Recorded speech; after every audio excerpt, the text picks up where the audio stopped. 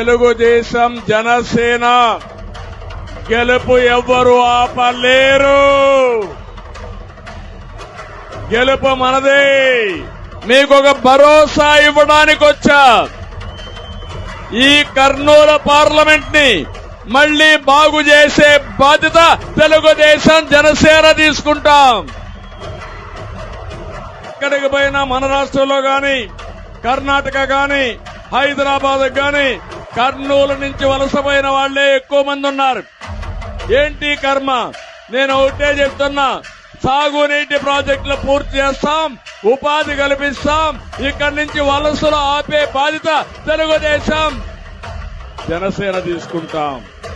ఒకప్పుడన్నాడు why can't 175 అన్నాడు.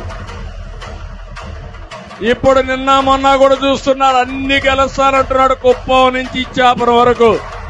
కాదు, నేను సవాలు విసురుతున్నా. ఈ పత్తికొండలో కాసుకోమనంటున్నా. నీ పులివెందల ముందు గెలువు, తర్వాత నేను చూస్తానని చెప్పి సవాలు విసురుతున్నా.